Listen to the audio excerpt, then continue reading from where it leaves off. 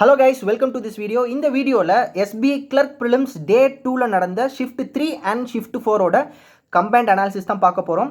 And first வந்து நான் shift 3ஓட analysis சொல்லிடுறேன், அதுக்கப்புறம் ஷிஃப்ட் 4க்கு நம்ம போகலாம். அண்டு முக்கியமாக வந்து குவான்ஸ் செக்ஷனில் சில விஷயங்கள் நான் உங்களுக்கு சொல்லணும். ஸோ அதை லாஸ்ட்டாக நான் சொல்கிறேன். ஸோ அந்த வீடியோ கடைசி வரைக்கும் பாருங்கள். ஸோ ஃபஸ்ட்டு வந்து பார்த்தீங்கன்னா ஷிஃப்ட் 3ல் நியூமரிக் எபிலிட்டி வந்து பார்த்தீங்கன்னா ஆஸ் யூஷுவல் டிஐ கேட்டிருக்காங்க, பார் டிஐ ஒன்று கேட்டிருக்காங்க, டேபிள் டிஐ ஒன்று கேட்டிருக்காங்க.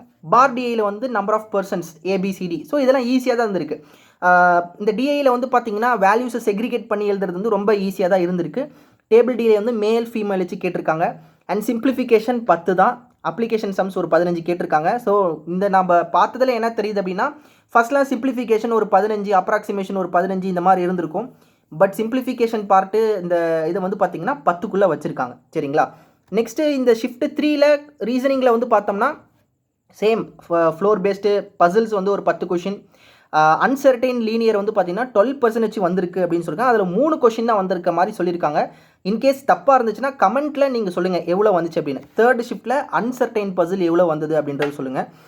நம்பர் சீக்வன்ஸ் வந்து பார்த்தீங்கன்னா ஸ்க்ரோல் டைப்பில் இருந்திருக்கு. அதனால் வந்து அதில் மேபி நீங்கள் மிஸ் பண்ணியிருந்தீங்கன்னா அது கவுண்ட் அந்த சைடு போயிருக்கும். அதனால் நியூமரிக்கல் சீக்வன்ஸ், ஆல்ஃபா நியூமரிக் சீக்வன்ஸில் வந்து பார்த்தீங்கன்னா சம்டைம்ஸ் ஸ்க்ரோல் பண்ணுற மாதிரி இருந்துச்சுன்னா நீங்கள் சைட் வேஸில் ஸ்க்ரோல் பண்ணி பார்க்கணும். சரிங்களா? ஸோ அது ஒன்று. நெக்ஸ்ட் வந்து பார்த்தீங்கன்னா இன்இக்வாலிட்டி, பிளட் ரிலேஷன் கேட்டிருக்காங்க, ஆர்டர் அண்ட் ரேங்கிங், பேர் டெஸ்ட், சிலாகிசம், ஆடோ நோட்டுன்னு இந்த மாதிரி சில விஷயங்கள் வந்து நம்ம ரீசனிங்கில் கேட்டிருக்காங்க ஷிஃப்ட் 3ல். இதுவே இங்கிலீஷில் வந்து பார்த்தோம்னா reading comprehension which is related to woman work pressure. இந்த சம்டைம்ஸ் நீங்கள் ப்ரிலிம்ஸில் பார்க்கக்கூடிய ரீடிங் காம்ப்ரிஹென்ஷன் படிச்சுட்டு வாங்க, அதில் நிறைய இன்புட்ஸ் கிடைக்கும். சம்டைம்ஸ் வந்து நம்ம descriptive type of PO exams இருக்குது அப்படின்னா அதோட இன்புட்ஸுமே நம்ம எடுத்துக்கலாம். அண்ட் எக்ஸாமில் பார்த்தது ஞாபகம் இருக்குமா அப்படின்னு நீங்கள் கேட்கலாம். பட் அந்த இதை படிக்கும்போது ஓகே இந்த ஃபீல்டில் நம்ம படிச்சுக்கணும் அப்படின்ற ஒரு ஐடியா வந்து ஜென்ரேட் பண்ணிக்கோங்க. நெக்ஸ்ட் வந்து பார்த்தீங்கன்னா ஃப்ரேசல் ரீப்ளேஸ்மெண்ட் கேட்டிருக்காங்க, மிஸ்பெல்ட் கேட்டிருக்காங்க, பேராஜம்பிள் கேட்டிருக்காங்க. ஆயில் இஷ்யூஸ் பற்றி ஒரு பேராஜம்பிள், ஸ்டோரி பேஸ்ட் இல்லாமல் சம் ஆயில் இஷ்யூ பற்றி கேட்டிருந்துருக்காங்க. எரர் ஸ்பாட்டிங், அப்புறம் சிங்கிள் ஃபிளேர்ஸ் கேட்டிருக்காங்க. அண்ட் தேர்ட் ஷிஃப்ட்டோட ஓவரால் குட் அட்டம்ப்ட் பார்த்தீங்கன்னா ஸோ கடந்த ஷிஃப்ட்ஸ் எப்படி இருந்திருக்கோ அதே மாதிரி தான் இருந்திருக்கு. 70+ ஆவரேஜாக 70 to 80 வந்து பார்த்தீங்கன்னா ஆவரேஜாக எல்லாருமே போட்டிருக்காங்க. நீங்கள் இன்கேஸ் 65+ அக்யூரேட்டாக போட்டிருந்தீங்க அப்படின்னா உண்மையாகவே நல்ல அட்டம் நீங்கள் மெயின்ஸுக்கு படிக்க ஸ்டார்ட் பண்ணலாம். சரிங்களா? ஸோ ஷிஃப்ட் 3ல் குட் அட்டம் வந்து 70 to 80 ஆவரேஜாக போட்டிருக்காங்க. Even 65+ with 100% accuracy is really good. And இப்போ வந்து பார்த்தீங்கன்னா ஷிஃப்ட் 4ஓட அனாலிசிஸ் ஃபஸ்ட்டு நான் இங்கிலீஷ் சொல்லிடுறேன். இதில் வந்து பார்த்தீங்கன்னா ஆஸ் யூஷுவல் ரீடிங் காம்ப்ரிஹென்ஷன், இதில் வந்து usage of social media by children. நான் சொன்னேன் பார்த்தீங்களா இந்த ரீடிங் காம்ப்ரிஹென்ஷன் இருக்கக்கூடிய இன்புட்ஸை எடுத்துக்கோங்க அப்படின்னு. எஸ், இதெல்லாம் வந்து பார்த்தீங்கன்னா அடுத்து டிஸ்கிரிப்டிவ் டைப் ஆஃப் விஷயங்களுக்கு நமக்கு யூஸ்ஃபுல் ஆகும். நெக்ஸ்ட் வந்து பார்த்தீங்கன்னா வேர்ட் ரீஅரேஞ்ச்மெண்ட் கேட்டிருக்காங்க, பேராஜம்பிள் கேட்டிருக்காங்க, எரர் ஸ்பாட்டிங், வேர்ட் யூசேஜ், அப்புறம் மேட்ச் த காலம் கேட்டிருக்காங்க ஷிஃப்ட் 4ல். ஓகேங்களா? ஸோ ஷிஃப்ட் 4 அந்த மேட்ச் த காலம் சம்டைம்ஸ் வந்து டைம் டேக்கிங்காக இருக்கும். ஏன்னா நிறைய ஆப்ஷன்ஸ் வச்சுருப்பாங்க, ஏபி, ஏசி, டிஏ அப்படின்னு வச்சுருப்பாங்க. ஸோ இது மேபி டைம் டேக்கிங்காக இருக்கும். சம்டைம்ஸ் மேட்ச் த காலம் நீங்கள் இங்கிலீஷில் கொஞ்சம் நல்லா பண்ணுறீங்க அப்படின்னா மேட்ச் த காலம்லாம் முன்னாடியே டக்குன்னு முடிச்சிருங்க, பார்க்குறப்பே முடிச்சிருங்க. கொஞ்சம் டைமை சேவ் பண்ணிக்கோங்க. எப்பயுமே இங்கிலீஷ் செக்ஷனில் எப்படி இருக்கணும்னா ஒரு 10 நிமிஷம் வந்து 10 நிமிஷத்துக்குள்ளே நீங்கள் மற்ற எல்லாத்தையும் முடிச்சுட்டு 10 to 8 நிமிஷம் வந்து பார்த்தீங்கன்னா நீங்கள் ரீடிங் காம்ப்ரிஹென்ஷன் கொடுக்குற மாதிரி இருக்கும். அந்த அளவுக்கு நீங்கள் ஸ்பீடாக வந்து சால்வ் பண்ணணும் இங்கிலீஷ் செக்ஷனை பொறுத்த வரைக்கும். ஓகே, ஸோ இங்கிலீஷ்லேயும் பார்த்தீங்கன்னா அந்த குட் அட்டம் நான் கடைசியாக சொல்கிறேன் என்னான்ட்டு.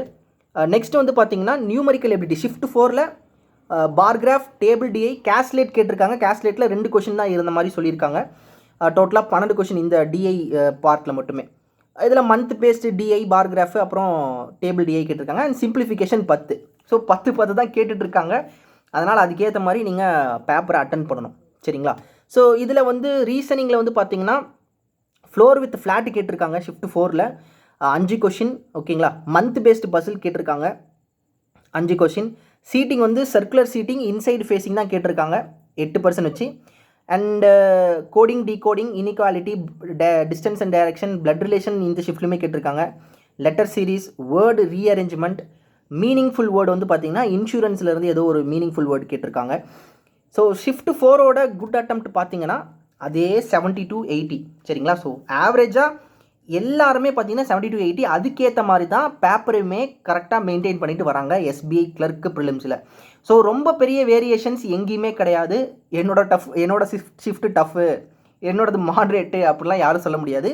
எல்லா ஷிஃப்ட்டுமே ஒரே மாதிரி தான் இருக்குது. ஸோ நார்மலைசேஷன் அப்படின்றது ரொம்ப பெருசாக இருக்காது. ஏன்னா ஷிஃப்ட் எல்லாமே ஒரே மாதிரி இருக்கனால மேக்ஸிமம் இருக்காது.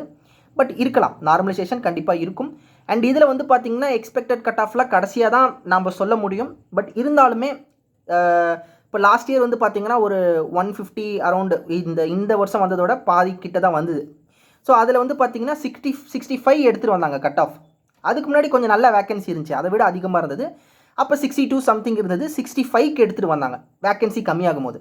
அண்ட் இந்த டைமில் வந்து பார்த்திங்கன்னா வேக்கன்சி டபுள் டைம்ஸ் கிட்ட ஆயிருக்கனால அதே 60, 62 அந்த இதில் தான் மெயின்டைன் பண்ணுவாங்க அப்படின்றது ஒரு அண்டர்ஸ்டாண்டிங்காக இருக்குது. பட் இருந்தாலும் ரிசல்ட் வரப்போ செக் பண்ணலாம். அண்ட் இதில் வந்து ஷிஃப்ட் 3ல் வந்து பார்த்திங்கன்னா நீங்கள் 65+ போட்டிருந்தாலும் ஓகே. ஷிஃப்ட் 4ல் சேம் 65+ அக்யூரேட்டாக போட்டிருந்தீங்கனாலுமே you can study for mains. ஓகேங்களா? ஸோ இதுதான் கைஸ் இதோட அனாலிசிஸ். நியூமரிக்கல் எபிலிட்டியில் ஒரு சில விஷயம் சொல்லியிருந்தால, ஸோ அது என்னன்னா சிம்பிளிஃபிகேஷன் சம்டைம்ஸ் வந்து பார்த்திங்கன்னா ட்ரிக்கியாக இருக்கும். ஃபஸ்ட்டு சிம்பிளிஃபிகேஷன் அட்டன் பண்ண போவோம். பட் அந்த இடத்துல ட்ரிக்கியாக இருக்கனால நமக்கு ஒரு மாதிரி கான்ஃபிடென்ட் குறையும், டைம் போயிட்டே இருக்கிற மாதிரி இருக்கும். ஸோ அப்படி இருந்துச்சு அப்படின்னா ஈஸியாக இருக்கிறது மட்டும் அட்டன் பண்ணிவிட்டு உடனே டிஐ மாதிரி போயிடுங்க. சரிங்களா? ஸோ டிஐயில் சம்டைம்ஸ் வந்து ரொம்ப ஈஸியாக வச்சுருக்காங்களாம். ஸோ நம்ம ராஜ்மோகன் சாருமே போய் அட்டன் பண்ணி பார்த்துட்டு வந்து சொன்னார் எப்படி இருக்குது அப்படின்றதுக்காக அட்டன் பண்ண போயிருக்காரு. ஸோ அதில் அவர் சொன்னது என்னென்னா சிம்பிளிஃபிகேஷன் ஒரு மாதிரி ட்ரிக்கியாக இருக்கும் அப்படின்னா நீங்கள் உடனே மற்ற இதுக்கு போயிடுங்க. ஏன்னா 10 தான் கேட்டிருக்காங்க, மற்றது கண்டிப்பாக ஈஸியாக இருக்கும். ஸோ நான் அதுதான் ஃபஸ்ட்டே சொல்லியிருந்தேன். ஒரு பசில் டஃப்பாக இருக்குது அப்படின்னா இன்னொரு பசில் ஈஸியாக இருக்குது அப்படின்றது தான் அர்த்தம். ஸோ இந்த மாதிரி கஷ்டமாக ட்ரிக்கியாக இருக்குது அப்படின்னா ஈஸியாக ஸ்கோரிங் வச்சுருக்குறாங்க பேப்பரில். ஸோ இதுக்கேற்ற மாதிரி நீங்கள் ப்ரிப்பேர் பண்ணிக்கோங்க. நாளைக்கு போகிற மக்கள், அப்புறம் அடுத்த நாள் போகக்கூடிய எஸ்பிஐ ப்ரிலிம்ஸ் ஆஸ்பிரண்ட்ஸ் மறக்காமல் உங்களோட ஸ்ட்ராட்டஜி இதுக்கேற்ற மாதிரி செட் பண்ணுங்கள். கண்டிப்பாக நல்ல அட்டெம்ப்ட் கொடுக்கலாம், ஈஸியாக தான் வரப்போகுது. நெக்ஸ்ட் அனாலிசிஸ் நெக்ஸ்ட் வீடியோவில் உங்களை வந்து பார்க்குறேன். Take care, have a nice day, bye.